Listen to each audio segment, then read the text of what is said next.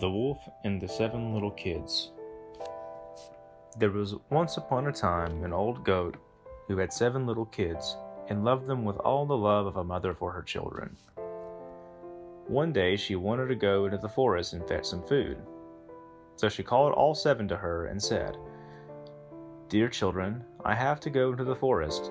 Be on your guard against the wolf. If he comes in, he will devour you all, skin, hair, and everything. The wretch often disguises himself, but you will know him at once by his rough voice and his black feet." The kids said, "Dear mother, we will take good care of ourselves. You may go away without any anxiety." Then the old one bleated and went on her way with an easy mind. It was not long before someone knocked at the house door and called, "Open the door, dear children. Your mother is here and has brought back something with her for each of you." But the little kids knew that it was the wolf by the rough voice. "We will not open the door," cried they. "You are not our mother. She has a soft, pleasant voice, but your voice is rough. You are the wolf." Then the wolf went away to a shopkeeper and brought himself a great lump of chalk, ate this, and made his voice soft with it. He then came back, knocked at the door of the house, and called, "Open the door, dear children. Your mother is here and has brought something back with her for each of you." But the wolf had laid his black paws against the window, and the children saw them and cried, "We will not open the door. Our mother has not black feet like you. You are the wolf." Then the wolf ran to a baker and said, "I have hurt my feet. Rub some dough over them for me." And when the baker had rubbed his feet over, he ran to the miller and said, "Strew some white meal over my feet for me." The miller thought to himself, "The wolf wants to deceive someone," and refused. But the wolf said, "If you will not do it, I will devour you." Then the miller was afraid and made his paws white for him. Truly, this is the way of mankind. So now the wretch went for the 3rd time to the house door, knocked at it, and said, "Open the door for me, children. Your dear little mother has come and has brought every one of you something back with the forest with her." The little kids cried, "First show us your paws that we may know if you are our dear little mother."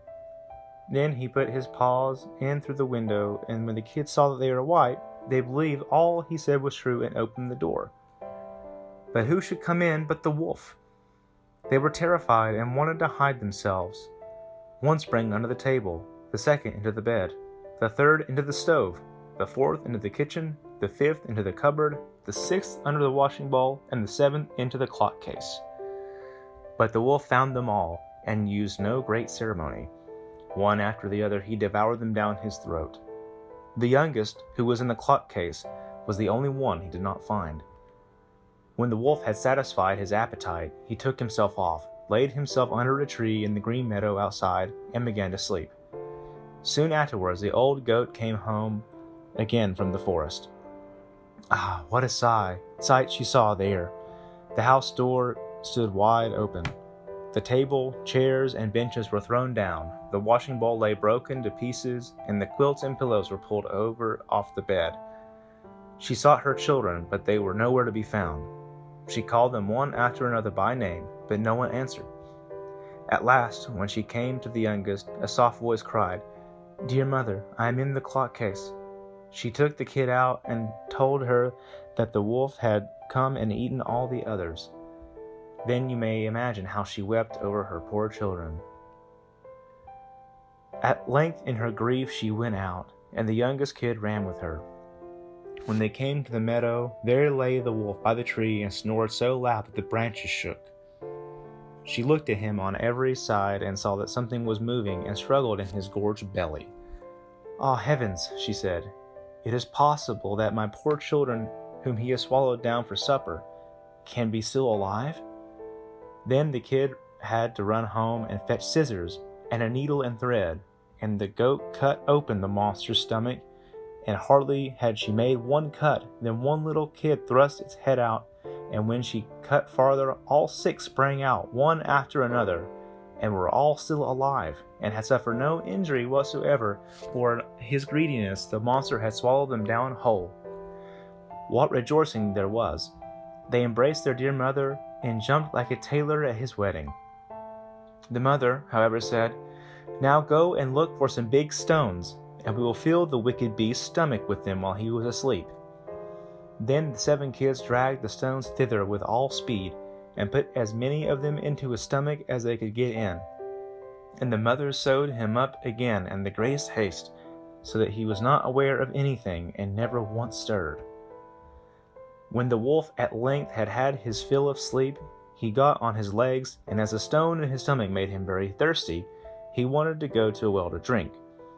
But when he began to walk and move about, the stones in his stomach knocked against each other and rattled. Then cried he, "What rumbles and tumbles against my poor bones? I thought 'twas 6 kids, but it feels like big stones." And then he got to the well and stooped over the water to drink.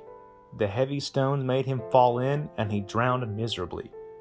When the 7 kids saw that, they came running to the spot and cried aloud, "The wolf is dead! The wolf is dead!" and danced for joy round about the well with their mother. The end.